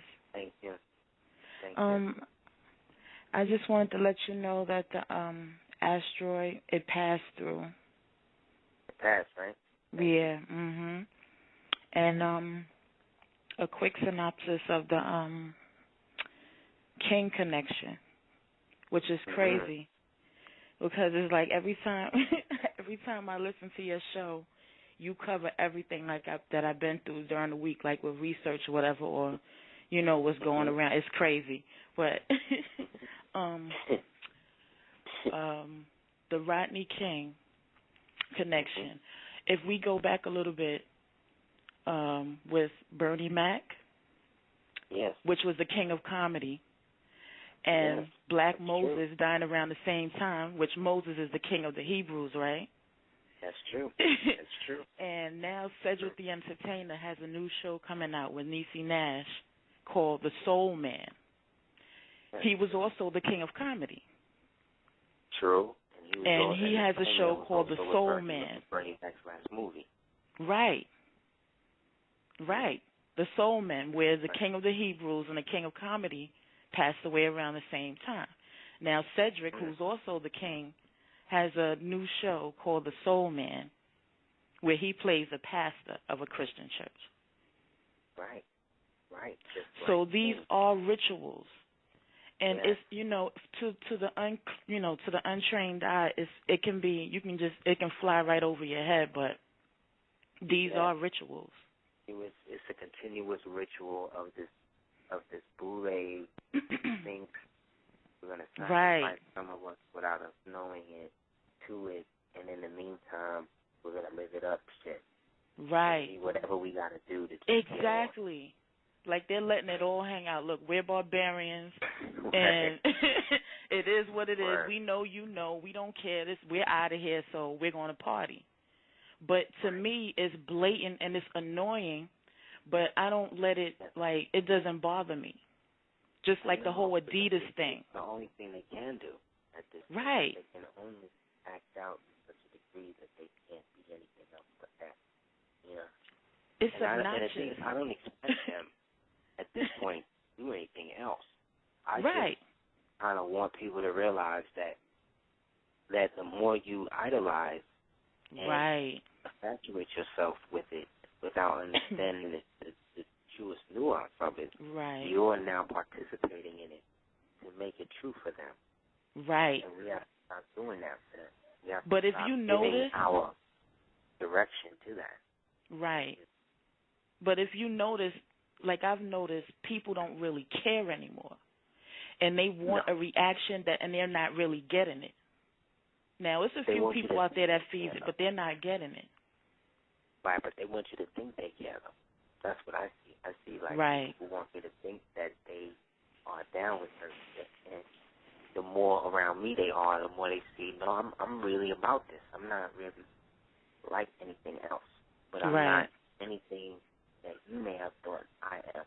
And in that creates this parallel between what they have perceived their own aspect of celebrity to be. You know what I'm saying? Right. Because I saw community. Right. Where it's like we scared to have people see us for who we are. So we always dress and provoke certain things when we may not even feel that day. Right. Or may not be feeling like that anymore, but it's just doing that to keep getting money from the people, and that becomes obvious. But what I see is that it's not obvious to the people who are doing it. You know? Right, it's not. It's not. And that's the crazy part, though. Like I was hearing about the whole fight between Chris Brown and Drake, Dracula, right? Dracula, yeah. And Aubrey, yeah. You know Eddie what I'm Munster. And then Lineage just hooked up with that whole I know. thing too through the Sun Records. through Larry Graham, who was one of the people who wrote some of the songs, who came up writing the songs during the Selma bus ride. Oh, no. When it become a session musician for Jerry Lee Lewis, who then took him on to Elvis, who then became a student of Blavatsky, who began to, at his Las Vegas concert, he would give, you know how they just shitted on Don Rickles recently about being racist? Well, this was because of back in the days, Elvis made that nigga read from Blavatsky's book, Lucifer 666 or whatever it was, and had that nigga read from the shit during the whole performance. Like, he would make these niggas do that type of shit. Like, this nigga Elvis was really deep. He was ill. And, yeah, and allegedly he is descended to Tom Hanks and Abraham Lincoln. You see what I'm saying? So these things are very, very connected, and what we are starting to see as the real conscious ones is the thread. And a few of us are connected to it, too, by blood, as you brought up. Because when I look at Rodney King's profile, I see the resemblance. Because you know, like, we look alike. You know that bloodline. I resemble cousins. You know how it is. And I see it in his profile, in his jawline, and his hairline. Yeah, you see it. Like, I see it. But, but you know how they do, and you know how black people do, because you have black people who know that, just like we do in the community, who will promote the opposite, even though they know it's true, because they have sworn an oath to keep anything with them type of people secret. And that, again, works against the general consensus of our people to be able to see past the dogma that has been created by these mystery gods of people that we read about in Black History Month. If you ask a native kid today what they think about Martin Luther King, they don't know. But you ask them what they think about Justin Bieber, they'll tell you. You know what I'm saying? Right. Niggas don't give a damn about that shit. They don't even they don't remember anything before hip hop. They don't remember anything. They don't even remember any. They think hip hop is music. Like, they don't think pop and all that. Like, all of that is hip hop to them. Country, all that shit is hip hop. The minute you they're money grubbers, and they're willing to sell their soul for it. Yeah. All they care about is money. But they learn, that's learned behavior, and we learned that from our elders, because they themselves were money grubbers and sold us a lot of bull. So they sold us a lot. They lied to us. What do you do? What do you do? Right. What are you gonna do? But I looked in the mirror and I saw something wasn't right, so I. See, but niggas ain't gonna call these people out. There's nothing in our community to deal with that. The Jews now, but not Brits, got a whole system in play for that. And then some. And then some. You can't even say anything about them. You can't. Like, it's crazy. It's real. But you know what? Through it all, it's funny to me because they're just running around. You know, like, all we have to do is just say no and stop. We finance our own problems. Like, we just put stuff into their hands. So it is what it is. It's going to play it. It's playing itself out, though. That's it. All you got to do, again, man, just think about it like I said, like a noble in it. You know what I mean? And look at your shit like a fighter. Because that's how these niggas look at their shit. But look at it from as the original owner of it. How you going to get your shit back from somebody who got everything, the keys, everything? Right. You see movies on them niggas doing that shit every day. They make movies on that shit all the time.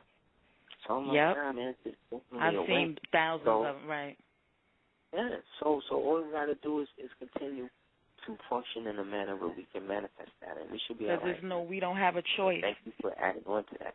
No doubt. Because that is really relevant to all of this.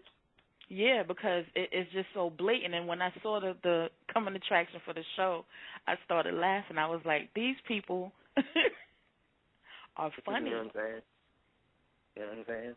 And even Oprah has a connection to the Presleys, I think, because she always brings up that my family has Presleys. Because her mother was a maid at Graceland at one point. See, and she's a Presley. Rothschild mother was a maid in the Rothschild house. when Heru mother was made in the Rothschild. Gee, Lord. Before See, the rabbit hole is just too deep. Man, all these people come from the same thing. That's why it's so messed up. Because it's one blood. It's one bloodline that's coming into it like a tree. That's just rooting. But it's over for them, and they know it. Because even in their movies, they're telling you, we know it's over, and nothing that we do is going to work. They need us to make it work. It won't work without us. So it's not going to work without us. Pretty much. So thanks for calling, Queen. No doubt. Appreciate it. Okay. Take care. Speak soon. Same here. Peace, brother. Peace.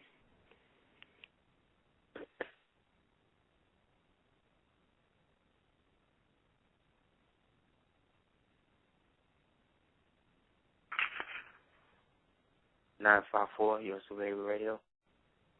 Hey, what's going on? Hey, what's going on, King? Yeah, I'm chilling, man. Everything is good, man. I actually can't believe I'm talking to the Radio-Aseer through the tears, man. What's up? Yes, peace, King. How you doing, man? First and foremost, I'm all right, man. First and foremost, I want to, thank you and your family for all the insight I've been hearing lately. Thank you, man. Thanks for tuning in. I tune in every Monday. Sometimes it's very interesting what I hear. I'm 22 years old. I ran up on you, let's say, probably about from my homeboy from high school. He had said, yo, man, you got to check this dude out, man. Like, what? Man, that's here, man. He be, like, really getting into it. Everything you ever thought of that you might not be able to say, he's God. So, I checked it out. I think yeah, he gave me one of your DVDs. It was the one that you did on the dark plasma and dark matter with the Michael Jackson, covering the Michael Jackson death. Yeah. And, it was pretty dope. I was like, damn. You know what I'm saying? Like, let me ask you a question. Like, I was watching a Rakim interview today. It was recent, too, on, like, thisisfitty.com, where he was saying, well, one thing about me, the way I keep myself, like, just feeling new and revived, like, I'll probably look up a word from the Bible or a word I've never, been into and just start re-looking it up, Google or whatever. The word will just take me all type of places until I find the original meaning, somehow put in my work where others can relate to it. Let me ask you, how do you do your, like, research when it comes to words, certain things that you, like, interested in, and you just, like, you want to know about it? Like, how do you do your research? So it's, like, much easier. Is it organized, or is it just like, well, look at this word right here. Let me check this out, man. How does, this person going to put that in there? And, you know what I'm saying? I want to know how you do that. Like, you know what I mean? It varies to whatever I'm applying it to, you know what I mean? Like, when it came to writing a book, and writing a book, it was more like that was going on while I was doing everything else I was doing, you know what I mean? But it was always something that had to be done. So at some point in the day, I had to add a chapter to it, you know what I mean? So by the time it was done, it was really done maybe 6, 7 months after that. And then after that was done, I was still doing all this other stuff I had to do. So when it comes to, like, reading and research, when it comes to that, to me, I don't really take it from the word. I take it more from what isn't said, It's the things that are not apparent in what I'm reading is what I tend to get the most from, So, like, if I'm reading a book like The Secrets of the Nation's Capital by James Overton, I'm reading it from a perspective of a researcher, but I'm also reading it from the perspective of an astrologer, of a Shechem, which is like a shaman, a student, as well as somebody who doesn't necessarily see this person's point of view of what I'm reading. And in the process of that, it all kind of congeals in a way where it leads me to something else. You know what I'm saying? And then before I know it, I've got like 9 books out. You know what I mean? And then it gets to a point where, but then it'll get to a point where the book is in conjoining with the internet, but the internet and the book then gets to a point where it's like, okay, I'm going to go finish the project. Like, I'll just stop that and go read something else and go start doing something else that I know that I got to get done. Like, like the book comes with an album. So with that, I had to write rhymes and shit. So in that, it was like, okay, I'm not even going to deal with that. So what I try to do is keep my mind agile enough so while I'm writing rhymes, I'm thinking about all the shit that I'm not doing with the reading, you know what I mean, as well as with the book, you see what I'm saying, as well as everything else, because that's really how everybody thinks. Like, you don't just, like, when you're riding a bike, you're not just thinking about riding a bike unless you just learn it. But after you know, you're not, like, really thinking about that. Once you really know how to drive, like, it just goes with the flow? Oh, wow. Right. So you're just thinking about everything else, because I'm not taking it like, see what it is, too? I'm not trying to prove nothing with what I'm researching. You know what I'm saying? Yeah. Like, unlike a lot of people in it, I'm just doing this because it needs to, really it needs to be done in a manner that's not going to be tacked on with somebody's political agenda. Like, I believe in the fact that we need to empower ourselves in terms of commerce, financially, because that's what is going to allow us to do whatever, but I'm not going to exploit you with that. You know what I'm saying? Like, I'm not going to, like, I'm charging $100 for classes that go for 4 weeks, for 3 hours every Wednesday for 4 weeks, you know what I'm saying, with wealth of information for $25 a week. And when I first started that, people was like, that was too much. But then I'm seeing niggas charge 10 G's, a G, for some shit, you know what I'm saying? And people is paying them. People is paying these niggas, you understand? And these niggas is not giving these people nothing. They teaching these people about shit that I was talking about on DVDs in 2002, and these niggas wasn't even around. You dig what I'm saying? So niggas just say what they want, but in the end, I always believe in the work ethic. So I believe in what it is I know that I research, as opposed to trying to prove that in a debate form or in a whatever form for somebody else. I just felt that I'm at a point in my life where I don't feel I need to do that. You know what I'm saying? Of course. And people have done things purposely in the community to get me, almost gold me into that type of shit. And that's where you know what's up, because they're exposing themselves to the people, not me, because I already know. Now, before I leave, go ahead. I'm sorry, before I leave, because my phone is really about to die, but let me ask you something. I was also I do like a lot of my research through just videos. I can't, like, one thing about me, I can get my mind into a book if it has something that I have interest in. Pretty sure, like, you know, where it's not as yourself, where you just do it because it's not seen, you just want to find out about it. I was watching a video about NYU University, and they had this cat. I'm pretty sure, I heard what you was talking about with the other sister about hip-hop or what have you, but I was watching this cat. I don't know if you're aware of his name's Lil B. He's a rapper. Yeah. Lil B. Yo, they gave this dude applause of a lifetime. Like, this dude actually did a whole, he did a whole lecture on, you know, almost everything. Like, and let me ask you, what's your thoughts on him?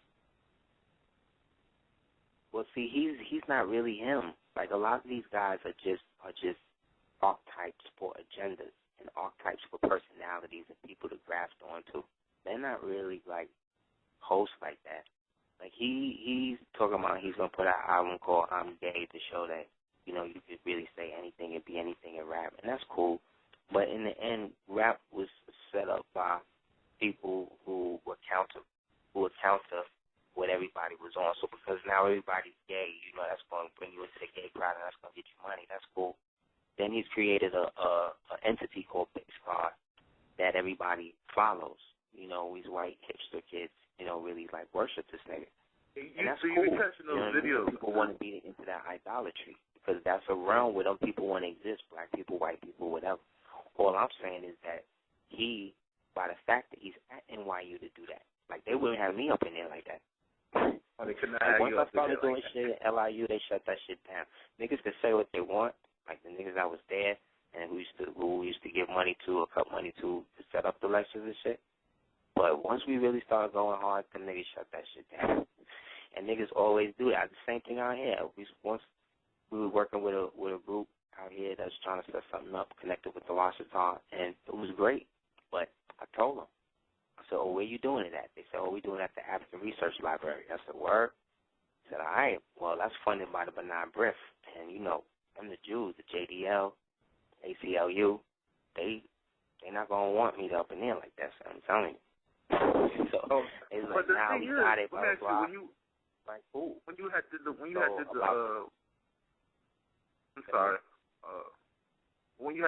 went to LIU, right? If they shut it down, why would they even let you do your speech in the first place? Start off, before you get riled up. I'm not really upset. What makes me different from a lot of people is that I'm not oathed in with nothing. You understand what I'm saying? As I'm talking to you, it's me talking to you. It's not me and whatever I oathed in with. You know what I'm saying? It's just me and whatever I represent, but I don't represent nothing else but whatever it is I'm doing or put out. Whereas these other niggas, they order oathed in with some other shit. So now that they, again, oathed in, you know what I mean? They got to represent what they doing, but they still got to bring enough money in to give back to whatever it is they're part of to get more power. This is how they working. And a lot of these young niggas that's just doing it now, that's coming in acting like old niggas, they don't really understand. Or maybe they do, and they are willing supplicants and are willing to be sacrificed into this whole thing or whatever. That's going on too. You know what I mean? But that has nothing to do with me or you. That just is going to exist until the community say they don't want that. And when he did do I'm Gay album compilation, I was a little bit, disappointed in how much people around me, fed into it. I mean, I got nothing against him at all either, the guy, but the thing is that, I've heard his other songs where you can't take this dude serious. So when I heard, I said, you know what, I can't be prejudiced. I'm not going to feed into it, but I'm going to at least listen to it to hear what's so, And the thing was, it wasn't none of that extra stuff that I was hearing, that I was watching on the internet that was kind of funny. The dude was trying to cover how he feels about his skin, how he feels about this, that, and, he's going in, but at the same time, he's going out. Eventually, some of the lines will be written, and you can tell in the middle, he just said, man, fuck it, this, that, he'll go in, but he's not really coherent. So that's what I'm saying, too, that this is a promotion. He's an archetype of the type of rapper you can be now. You can just babble, and people will call you God. This is how the devil uses people in position and puppets them around like Geppetto and get everybody to say, oh, that's the way to do it, to take away from people that's really putting in the work. But that's how it's always going to be. The real always going to shun, the fake never going to really be to be around the real. So long as you peep it, it's not going to work. Right. It's like now. Another thing I wanted to ask you.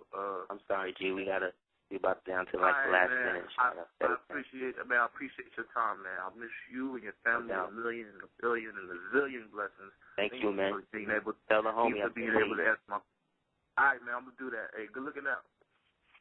Indeed. So yeah, guys, we're about to make the great announcement, which is we're about to be in New York at the Forbidden Planet on Friday, July 13th at 7 o'clock.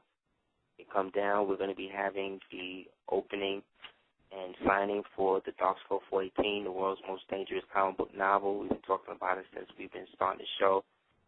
People have given donations. It's now coming to the last leg of it. We appreciate all the donations that you have chosen to send, and we'd love if you send some more because it always helps for plane tickets and things like that.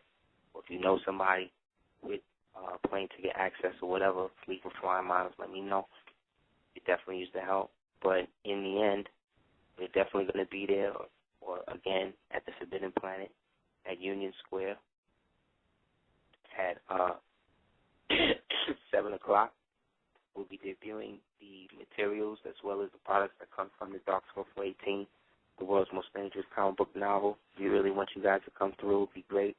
We're going to be sending out the flyers throughout some social media sites, as well as some of the homies out in the hood. We're going to be sending some posters out. So if anybody would like us to send you some posters, we put it up around. We would really appreciate it. You can email me at houseofl@hotmail.com, as well as anybody that wants to join our class this Wednesday, taking place at 9 o'clock. You can hit us up at houseofl@hotmail.com. You could also check out www.aseertheducateers.com, www.sagaassad.com, as well as www.cookingmorewithless.com, and www.blackmambaworkouts.com. That's MOMBA.workouts.com. But again, the Forbidden Planet, anybody that's in New York knows you can take the 4, 5, 6, 2, and 3, and I believe the 7 to Union Square. Walk around the corner, across the street from the movie theater. You'll see the Forbidden Planet. Again, we hope to see you there. And thank you guys for the support, as always. Again, if you want to have any donations or know where to send donations, you can email me at houseofl@hotmail.com. And inshallah, we're going to have more for you next Monday in terms of what we got going on in terms of the Dark Score 418 project. So again, thank you on behalf of Morally Correct Mediums for allowing us to share our talents and our research with you. And thank you for allowing us to maintain what we've been doing, what we're going to continue to do, and put forth in the form of our literary works, as well as our animated and video material that's going to accompany everything else. Also, we're going to have a soundtrack to the book called DS418, the soundtrack mixtape album CD. It's bumping. We're working on the last of it now to have for the book, so that way you could be doing it knowledge and be listening to some real music from Team Cordoba. So with that, again, all of that was a mouthful, but again, got to get it out there. So please spread the word. Holler at me so I can holler at you. And let's keep each other safe, man. Pay attention to what it is we need to do what we need to do. And thank you for the support. Peace.